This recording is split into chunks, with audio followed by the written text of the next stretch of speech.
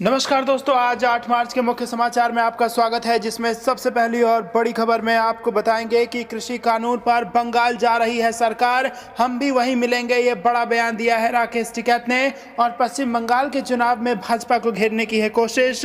दूसरी बड़ी खबर में जिक्र होगा कि टीएमसी ने मिथुन चक्रवर्ती को बताया नक्सली। जी हां दोस्तों, लगाया बड़ा आरोप, कहा ईडी के डर से भाजपा में हुए हैं शामिल। और तीसरी बड़ी खबर में जिक्र होगा कि तेल की बढ़ती कीमतों से मुश्किलों में देश, चर्चा पर अड़ा विपक्ष और राज्यसभा में 1 बजे तक कार्रवाई स्थगित। दोस्तों, हर एक खबर की गहराई में आपको ले जाएंगे, लेकिन उससे पहले अगर आपको भी ऐसा लगता है कि बंगाल में भाजपा को बड़ा नुकसान होने वाला है, तो आप अभी इस वीडियो को लाइक कीजिए और इस लाल बटन को दबा के चैनल को फ्री में सब्सक्राइब करके घंटी बजाकर कमेंट में लिखिए जय हिंद। दोस्तों, रुक करते हैं तमाम बड़ी खबरों की तरफ। कृषि कानून, बंगाल जा रही सरकार, हम भी वहीं मिल लेंगे, बोले टिकैत। जी हां दोस्तों, केंद्र सरकार के कृषि कानून के खिलाफ किसान 100 से भी ज्यादा दिनों से आंदोलन कर रहे हैं। इसी बीच विधानसभा चुनाव के प्रचार के लिए भारतीय जनता पार्टी के कई नेता पश्चिम बंगाल गए हुए हैं। इसको लेकर किसान नेता राकेश टिकैत ने कहा है कि सरकार आजकल पश्चिम बंगाल जा रखी है, हम सरकार से वहीं मिलेंगे। राकेश टिकैत ने मीडिया से बात करते हुए कहा, आजकल सरकार बाहर घूमने जा रही है, आज जाएगी, 1 आध महीने में दिल्ली फिर बात करेंगे।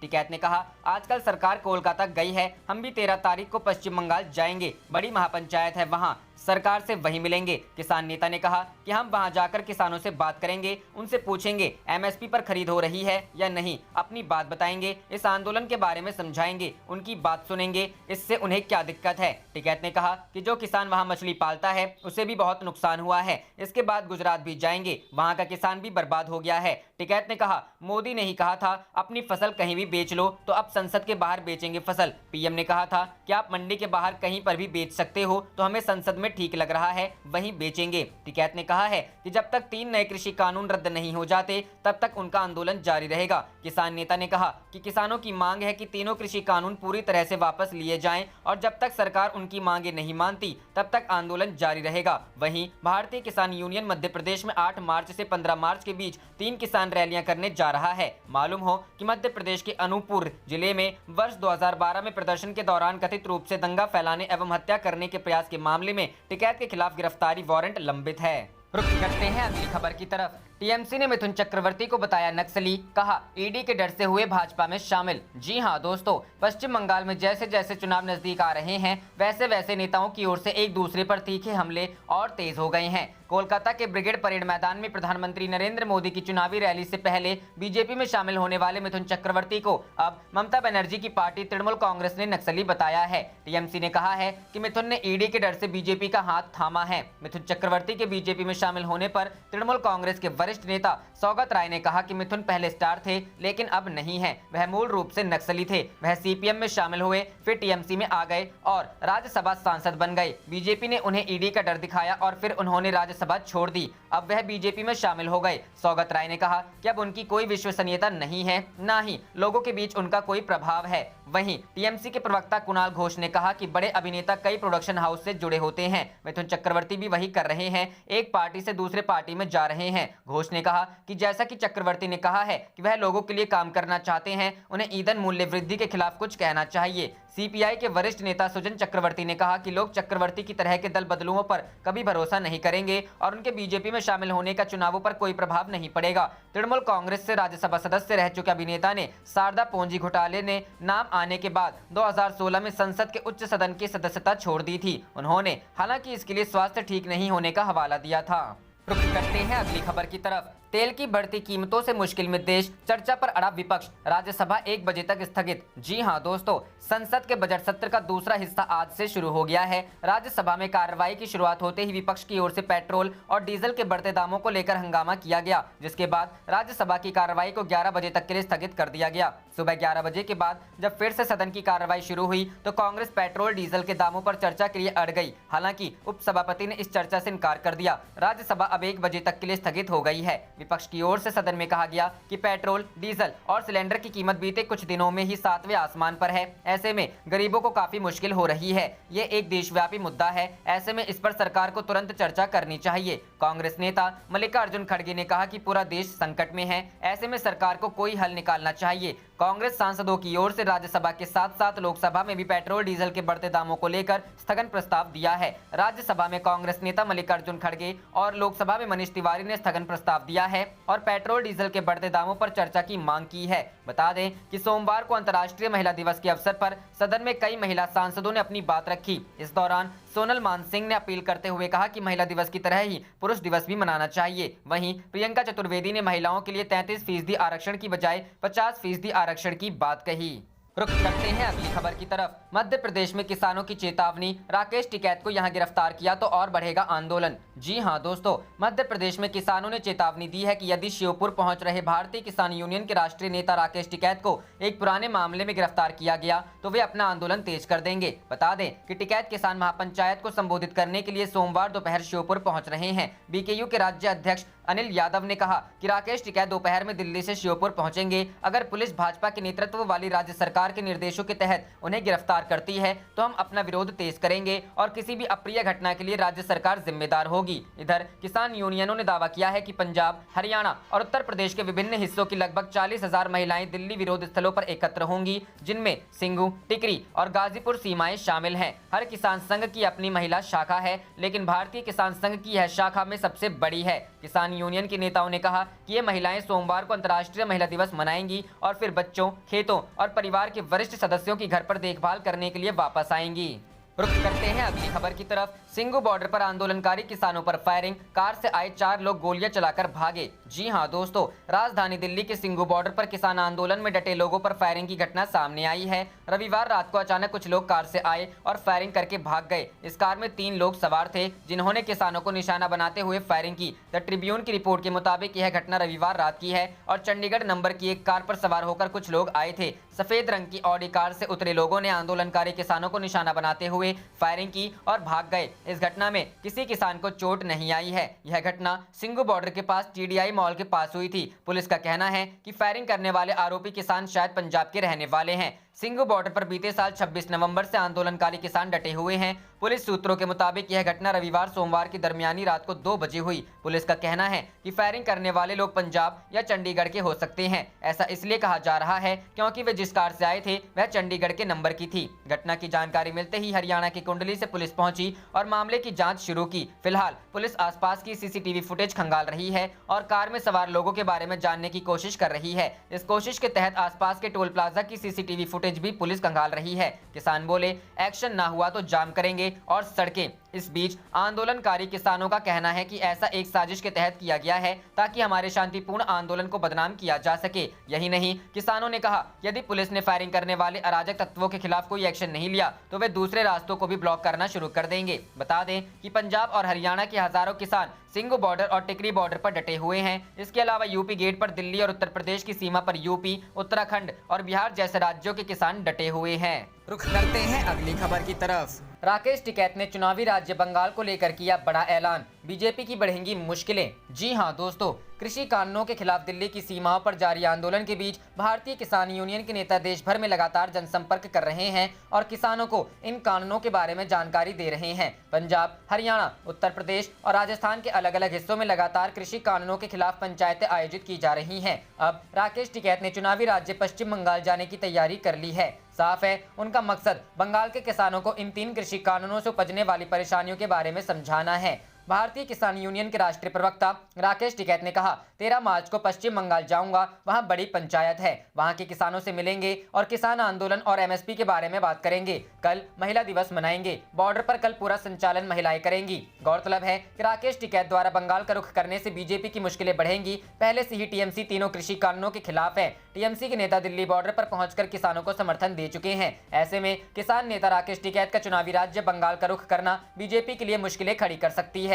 किसान लगातार दिल्ली की सीमाओं पर कृषि कानूनों के खिलाफ विरोध प्रदर्शन कर रहे हैं। किसानों के आंदोलन को 100 दिन से ज्यादा का समय बीत चुका है। किसान केंद्र की मोदी सरकार से तीनों कृषि कानूनों को वापस लिए जाने की मांग कर रहे हैं। साथ ही उनकी यह भी मांग है कि सरकार एमएसपी पर लीगल गारंटी दे, लेकिन किसानों की मांगों को सरकार सुनने के लिए तैयार नहीं है। सरकार का कहना है कि वह तीनों कृषि कानूनों को वापस नहीं लेगी। उधर किसानों का कहना है कि जब तक यह 3 कृषि कानून वापस नहीं होते और एमएसपी पर लीगल गारंटी उन्हें नहीं मिलती, तब तक उनका आंदोलन जारी रहेगा। रुख करते हैं अगली खबर की तरफ। ममता ने मोदी पर तंज कसते हुए कहा, देश को बेचने वाले बंगाल को सोनार बांग्ला बनाने की बात करते हैं। जी हां दोस्तों, बंगाल की मुख्यमंत्री व तृणमूल कांग्रेस सुप्रीमो ममता बनर्जी ने कहा है कि देश में बस एक ही सिंडिकेट है, नरेंद्र मोदी अमित शाह सिंडिकेट, और कोई सिंडिकेट नहीं है। ममता बनर्जी रसोई गैस की मूल्य वृद्धि के विरुद्ध सिलीगुड़ी में जन समूह को संबोधित कर रही थी। इससे पहले उन्होंने महंगाई के विरोध में जुलूस निकाला। उन्होंने केंद्र की भाजपा सरकार, विशेष रूप से प्रधानमंत्री नरेंद्र मोदी पर तंज कसते हुए कहा कि उन्होंने देश को बेच डाला और देश को बेच देने वाले बंगाल को सोनार बांग्ला बनाने की बात कर रहे हैं। यह कितना हास्यास्पद है।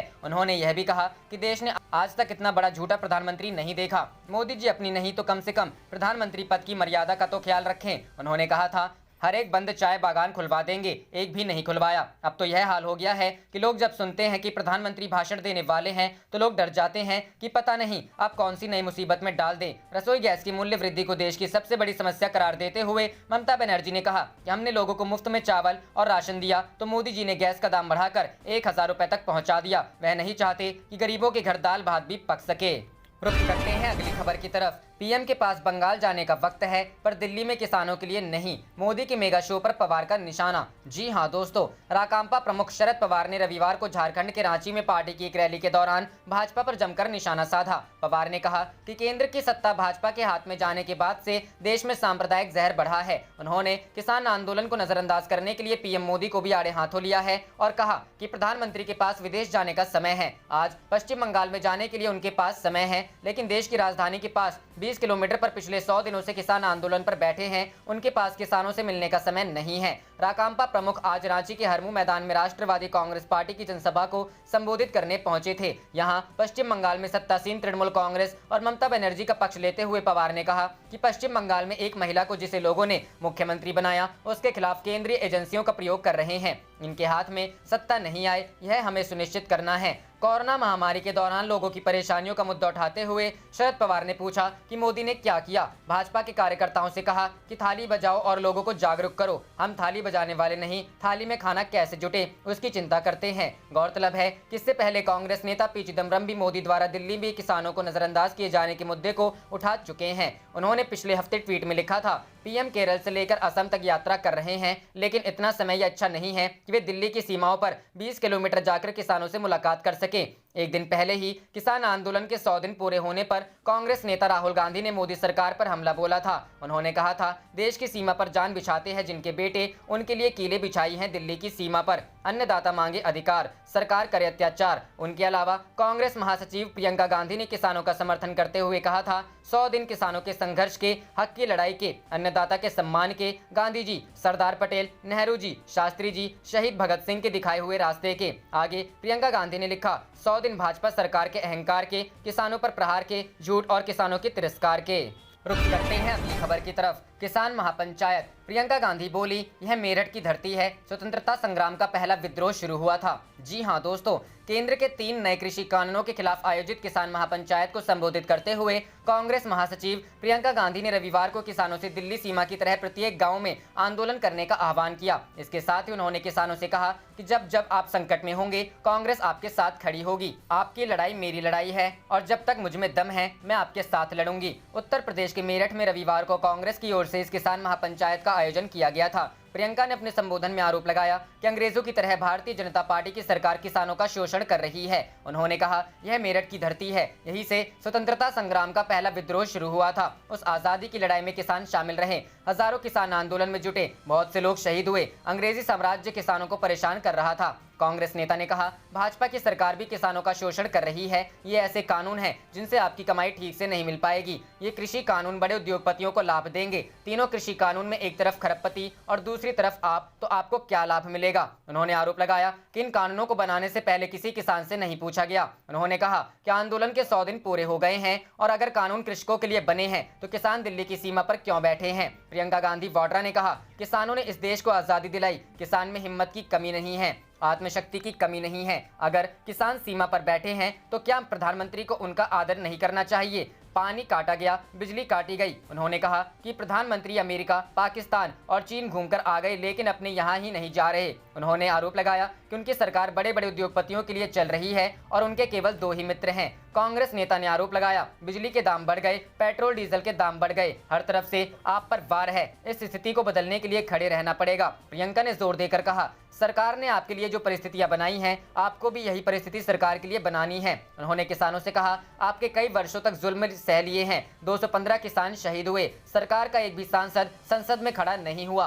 प्रधानमंत्री मोदी ने आपका मजाक उड़ाया, किसानों को परजीवी कहा, आपको समझना पड़ेगा कि आपके पक्ष में है या हित में है, अब समय आ गया है, आप जाग जाएं। प्रियंका ने इस दौरान उन किसानों को श्रद्धांजलि देते हुए 2 मिनट का मौन रखा जिनके आंदोलन के दौरान मौत हो गई। इससे पहले प्रियंका गांधी के मेरठ पहुंचने पर रास्ते में दर्जनों स्थानों पर कांग्रेस कार्यकर्ताओं ने उनका स्वागत किया। प्रियंका गांधी ट्रैक्टर में सवार होकर रैली स्थल तक पहुंची और क्षेत्र की जनता का अभिवादन किया। इस दौरान प्रियंका के साथ प्रदेश अध्यक्ष अजय कुमार लल्लू समेत अन्य नेता मौजूद थे।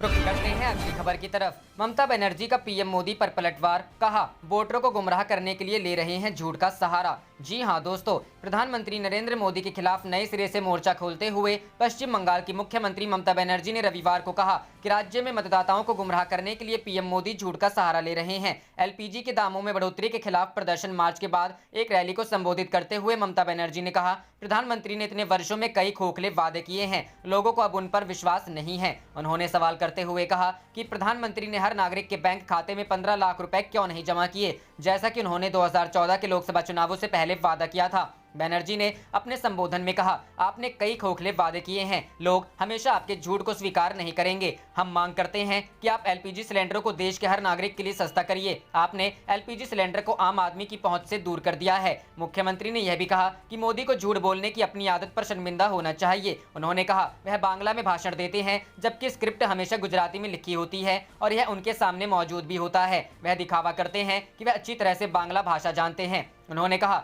आपकी पार्टी ने विद्यासागर की प्रतिमा तोड़ी, आपकी पार्टी ने बिरसा मुंडा का अपमान किया, आपकी पार्टी ने गलत तरीके से कहा कि रविंद्रनाथ टैगोर का जन्म शांति निकेतन में हुआ। यह बंगाल और इसकी संस्कृति के बारे में आपके ज्ञान की गहराई को दर्शाता है। भाजपा के खिलाफ लोगों से आवाज उठाने की अपील करते हुए बनर्जी ने कहा, बंगाल के लोग समुदाय और भाषा की बाधाओं से अलग शांति से रह रहे थे, जो राज्य में भाजपा के सत्ता में आने के बाद काफी तनाव में रहेंगे। आपको बता दें, आज ही प्रधानमंत्री नरेंद्र मोदी ने भी पश्चिम बंगाल में विधानसभा चुनाव के मद्देनजर कोलकाता के ब्रिगेड परेड ग्राउंड में चुनावी रैली की। इस बीच रैली को संबोधित करते हुए उन्होंने विपक्षी दल और वर्तमान में बंगाल की सत्ता संभाल रही टीएमसी पर जमकर निशाना साधा।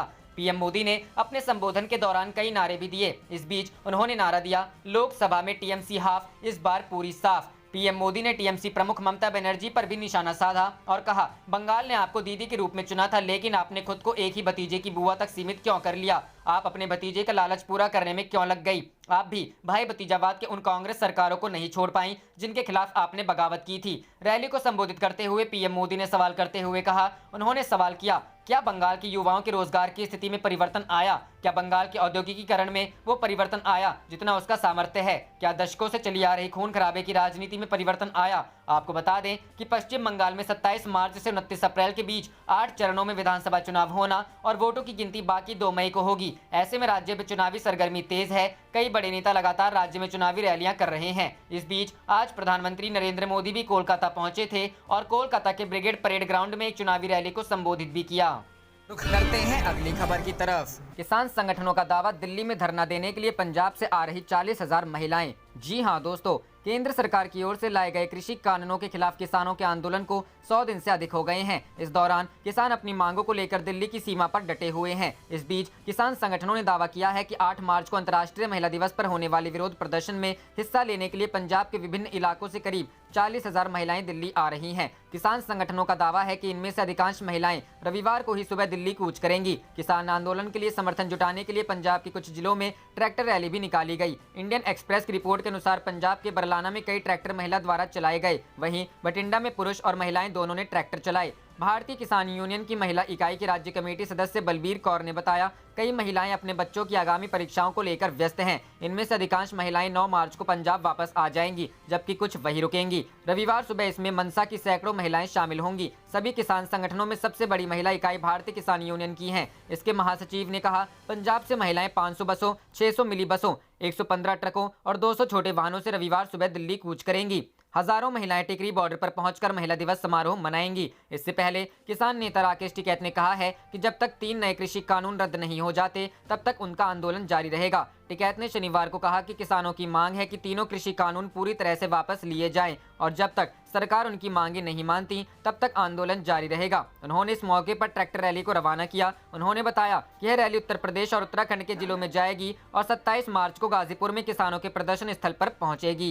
रुख करते हैं अगली खबर की तरफ। किसान आंदोलन पर कृषि मंत्री नरेंद्र सिंह तोमर का बड़ा बयान। कहा, हम 3 कृषि कानूनों में संशोधन के लिए तैयार हैं। जी हां दोस्तों, केंद्रीय कृषि मंत्री नरेंद्र सिंह तोमर ने कहा है कि हमारी सरकार 3 कृषि कानून में संशोधन करने के लिए तैयार है। कृषि मंत्री नरेंद्र सिंह तोमर ने यह बयान शनिवार को किसान आंदोलन के 100 दिन पूरे होने पर दिया। दिल्ली की अलग अलग सीमाओं पर 3 नए कृषि कानून के खिलाफ किसान आंदोलन के 100 दिन 6 मार्च को पूरे हो गए। 3 नए कृषि कानूनों के खिलाफ विरोध प्रदर्शन के 100 दिन पूरे होने पर शनिवार को हरियाणा में 6 लेन वाले कुंडली मानेसर पलवल एक्सप्रेसवे पर किसानों ने नाकाबंदी की। किसानों की मांग है कि सरकार 3 नए कृषि कानूनों को रद्द कर दे। एग्रीगेशन के 5वें राष्ट्रीय सम्मेलन को संबोधित करते हुए कृषि मंत्री नरेंद्र सिंह तोमर ने कहा, केंद्र की सरकार प्रदर्शनकारी किसानों की भावनाओं का सम्मान करने के लिए इन कानूनों में संशोधन करने के लिए तैयार है। साथ ही उन्होंने ये भी कहा कि सरकार के संशोधन वाले इस प्रस्ताव का ये मतलब नहीं है कि इन सुधार कृषि कानूनों में कोई कमी थी। हमारी सरकार पर किसानों की भावनाओं को सम्मान करती है। कृषि मंत्री नरेंद्र सिंह तोमर ने पिछले महीने फरवरी में भी राज्यसभा में ही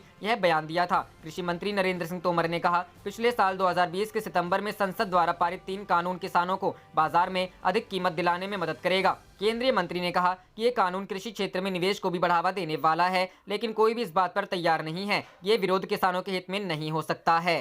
रुख करते हैं अगली खबर की तरफ। कोरोना के नाम पर निकाला जा रहा रेल यात्रियों का तेल, पैसेंजर ट्रेन में किराया एक्सप्रेस वाला, दलील भीड़ रोकने की। जी हां दोस्तों, कोरोना संकट में अर्श से फर्श पर गिरे रेलवे ने अपने नुकसान की भरपाई के लिए आम आदमी को निचोड़ना शुरू कर दिया है। कोरोना काल के नाम पर रेलवे यात्रियों का तेल निकालने से भी बाज नहीं आ रहा है। आमदनी घटने के बीच महंगाई पहले से ही मुंह बाए खड़ी है। अब रेलवे ने पैसेंजर ट्रेनों में यात्री किराए में 3 गुना तक बढ़ोतरी कर दी है। रेलवे की दलील है कि कोरोना संकट के मद्देनजर ही यह फैसला लिया गया है। तर्क है कि किराया ज्यादा होगा तो कम लोग सफर के लिए निकलेंगे। कोरोना संकट सभी के लिए ना भूलने वाली विपदा रही, लेकिन अर्थव्यवस्था को जो इसने चोट दी उसकी गूंज लंबे समय तक सुनाई देती रहेगी। रेलवे की यात्री राजस्व में भारी कमी आई है। 2019 में रेलवे ने यात्री राजस्व से 53,000 करोड़ रुपए अर्जित किए थे। 2020 दिसंबर तक यात्री किराए से लगभग 4,600 करोड़ ही राजस्व आ सका था। एक अनुमान है कि पिछले वित्तीय वर्ष के समाप्त होने तक भी इसमें लगभग 70% का घाटा हुआ। इससे उबरने के लिए रेलवे ने अनूठा तरीका इजाद किया। रेलवे ने कम दूरी के सफर पर किराया बढ़ा दिया। अब कम दूरी की यात्रा वाली ट्रेनों को मेल एक्सप्रेस के तौर पर चलाया जा रहा है। इस फैसले से लोकल यात्रियों की जेब पर 2 से 3 गुना तक असर पड़ेगा, जबकि सुविधा उन्हें पैसेंजर ट्रेन की ही मिलेगी।